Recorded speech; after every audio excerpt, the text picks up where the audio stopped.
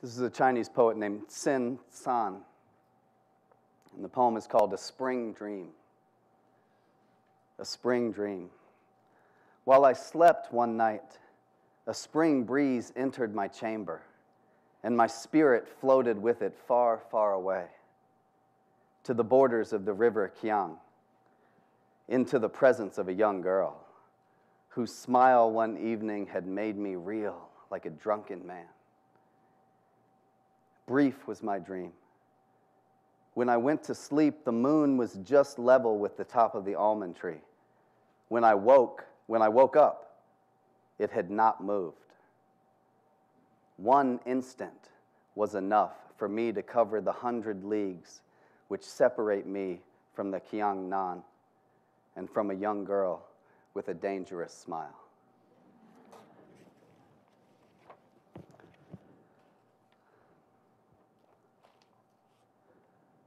So, poetry is often an experience of unity. You know, so one thing I spoke about last year, I talked about what I called the sciences of interconnection. I talked about cosmology, justice, ecology, and poetry as quote-unquote sciences of interconnection. And I spoke about this way in which, in such a theme of this conference, that we live in a participatory universe. And there's a way in which the classical Western model of a subject-object dualism doesn't fit reality, and I think the poets have always known this. In the same way that the mystics have always known this, in the same way that the great teachers of the East have always known this, in the same way that the indigenous traditions have always known this.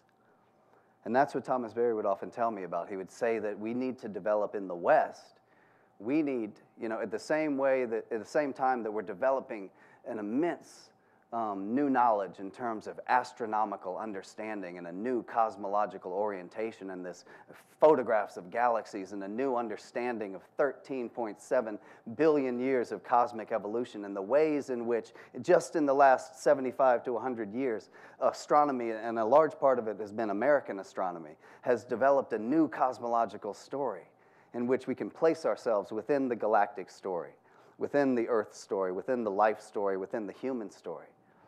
At the same time that our sciences are bringing us this new wisdom, we also have to connect to the ancient wisdom of indigenous cultures and to the ancient wisdom of goddess traditions and to the best of the religious traditions.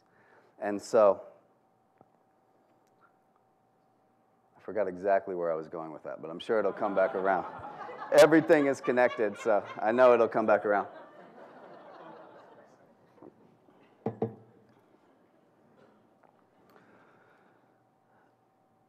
But to return to the theme of the talk, which is the connection between these, it was all about Western, what I was talking about was the subject-object dualism in Western, thinking. And, exactly like that chart said, with the glass, and that's the clockwork universe, and we're the observer on the outside. Poetry has long known that we live in a much more participatory universe. And last year I remember quoting the poet Basho, and this year I found a quote from a writer who was writing about Vivekananda. Actually, this is an old book. I've been really getting into used bookstores lately, because you just find some old gems. But this was an old book on the life of Vivekananda, but the author at this point was writing about the poet Walt Whitman. Because I think he was setting the stage for how, when Vivekananda came to, the famous moment of the Parliament of World's Religion, 1893 in Chicago, and he kind of drops Hinduism on the West in a certain way. It's like there were transcendentalists and those who were into it before, Emerson and Thoreau and such. But what the author is saying is that at that time, in the 19th century, there wasn't a lot of this kind of thought in America. But one notable exception was the poetry of Walt Whitman. And the author is saying about Whitman, from his childhood, he had a habit of mystic concentration, having no precise object, but filtering nevertheless through all the emotions of life. The young man's peculiar genius did the rest. His nature possessed a kind of voracious receptivity. Now, that's a good phrase for a poet, possessing a kind of voracious receptivity, which made him not only like ordinary men glean from the vine arbor of the spectacle of the universe some grains of pleasure or pain, but he instantaneously incorporated himself with each object that he saw. You see, that's where the poet and the mystic come together.